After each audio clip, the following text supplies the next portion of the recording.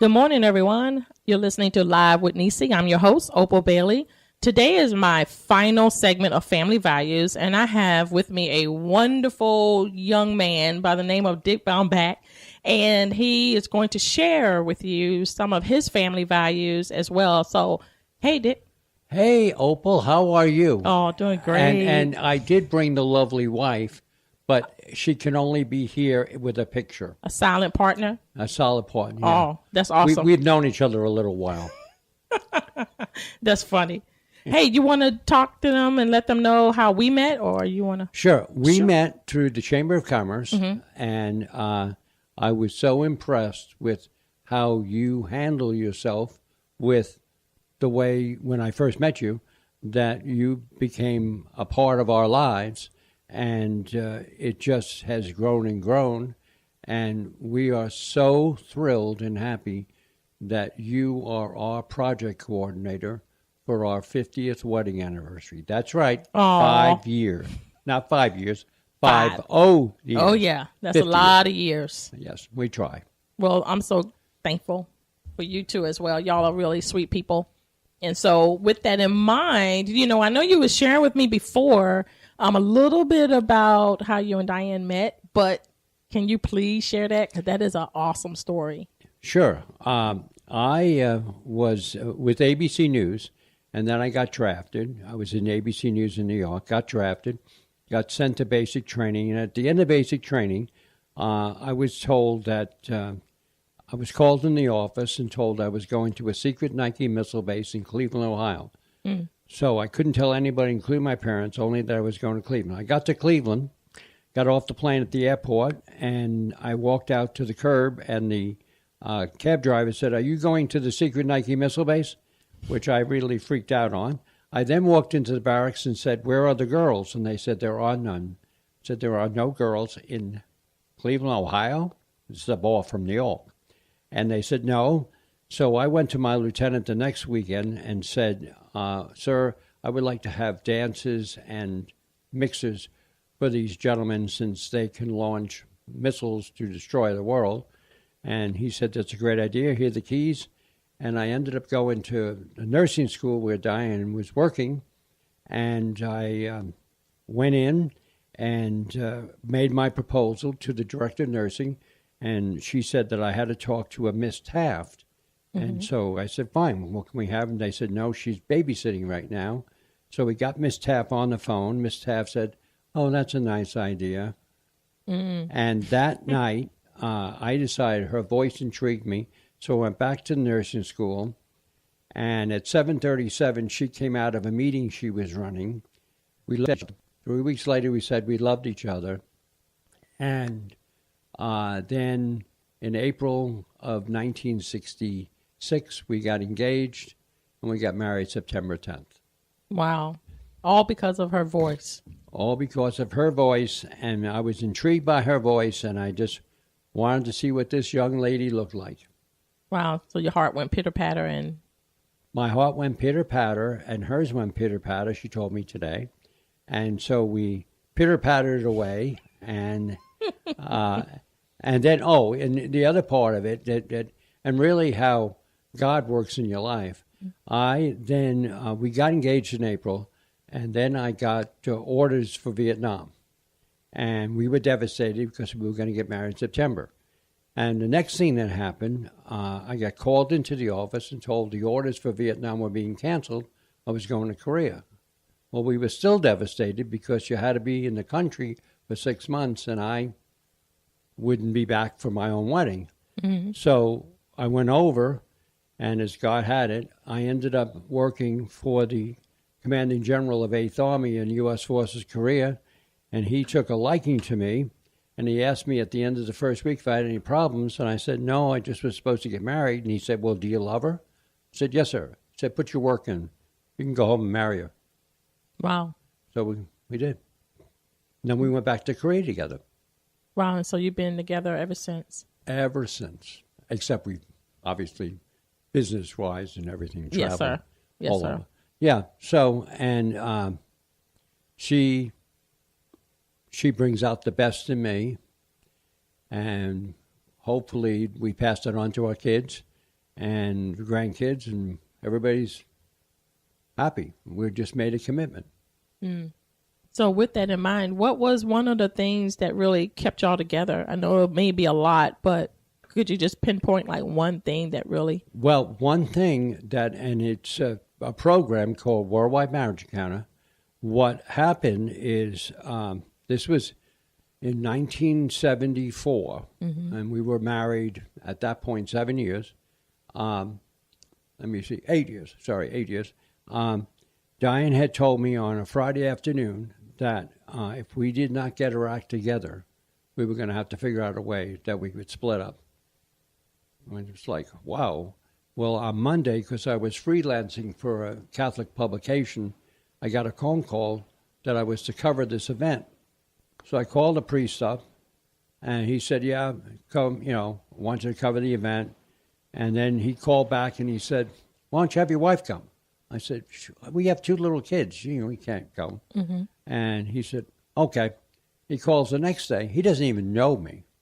And he says, why don't you and your wife come for dinner? And I said, Father, I'll ask her, but, So I asked Diane, and she said, yeah, I've never been to a rectory. What the heck? Let's go. So we go.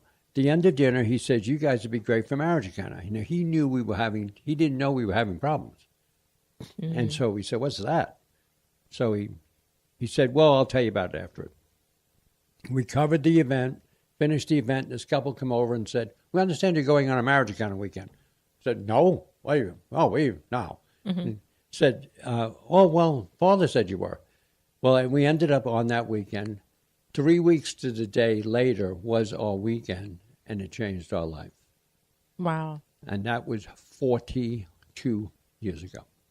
So was it a class that you? It was a weekend where you learned how to communicate with each other, and that both husband and wives have feelings, and women can share the feelings more easily than men. But when guys figure it out, it's like, okay, I have feelings too. It brings them together. And in fact, our kids always will say they saw a difference in us. They didn't understand what the difference was, but they saw a difference in us. Wow, that's wonderful, Dick. Yeah. That's amazing. Well, just another strange part of life. So with that in mind, how did you and Diane come to be a part of Marriage Encounter? Because I believe y'all also became a part as well. Even what happened is, so after that weekend, on the Tuesday night, we get a phone call asking us if we would consider becoming a team couple for Marriage Encounter, which means presenting team. And we were like, 3 weeks ago, we were.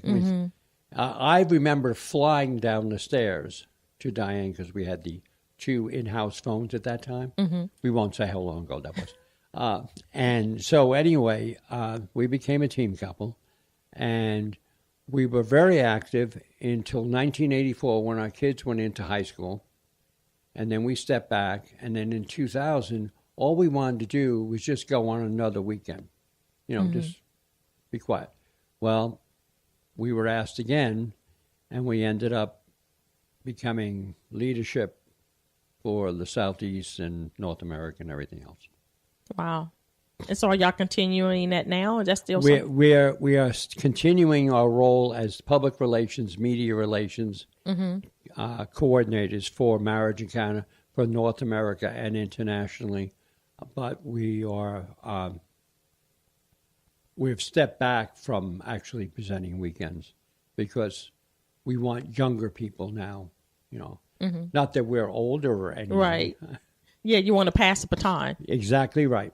Well, you know what? That was very, very awesome. That's so awesome. You know what? You mentioned also that y'all had, y'all was at the point of breaking up. Yeah. What was that you was going through? What struggle were you going through, if you didn't mind sharing that with us? Sure. I think that we were not communicating. I was working nights. She was working days. And we were watching these 2 little kids. Our son was in grammar school, but our daughter was a babysitter and things like that. And so it was, we were just on two different pages.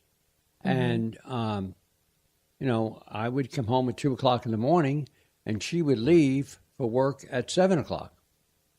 So, and it just, drove us farther and farther apart to, and we had our own home and everything like that. But it's like we weren't communicating and we needed something. And I don't know how we would be sitting here if it was not God's plan to put it away. Oh, guess who just fell down? But if it wasn't for God's plan to put it into that perspective. Wow. You know what? That says a lot about a lot of couples now, marriages now, about communication, because that is like the most vital part in a marriage. And it seemed that you both wanted to change. You both wanted to have that relationship to build. You wanted that marriage. So it takes two people. Do you agree? Oh, yeah, it takes two people. And I think that, because either one of us could have said, no, we don't want to go to that thing. Or, well, in fact, the couple said, we have two little kids. We can't, go away for a weekend. They said, we'll move into the house.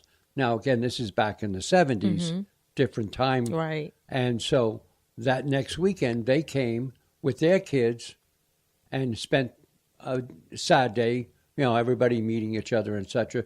So we were comfortable leaving our kids with them at our house, and it just was. We have said so many times, in God's plan, that were to occur in our lives, and I think it was that we were committed and focused on making things happen, making it right. That's what I was going to ask you. What you think that was like that driving force behind that, and that was commitment and focus, because you wanted to do that. You wanted to stay together. So you did whatever you needed to do. Right. So what would you say to someone who maybe have gone through the same thing with, lack of communication, going to different directions, busy lifestyle? What would you tell them if the partner is opposite of you, don't want to do anything, or if they don't want to do anything, then you have a difficult time. I think it's really exploring programs and seeing, even if there's a half a day program, or just to see if you can get on the same page, because everybody goes through issues. I mean, it's not just one or two people; it's everybody, and so you just really say to each other, do we want to continue on this path? And I think, people say, wow, you guys are almost married 50 years now. Wow, that's amazing. Because now it seems that people are saying, well, I'll stay together for an hour and a half and then I'll do something else. Well, you can stay married if you communicate. And my strongest belief is that if guys share feelings with their spouses, because the woman understands the feelings. The guy is like, what? Because, it's a hard time. It's hard for them to express their feelings. Right. Because especially if you grew up back in the era that we grew up in, that men were to take care of the family. Right. Whatever issues going in the family, it stayed in the family. That's right. The man, you deal with what you deal with. You don't cry. You don't show no emotion. You just go to work and provide. Well, now it's different, because women now want you to express. They want to receive. They want to hear what's going on. They want to be able for their husbands to say, hey, you made me mad.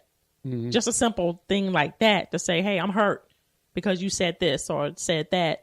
So I think it's vital, and it's very, very important. Again, we back right to one thing: communication. And I believe we have to trust the person in order to be able to share with them as well. What do you think?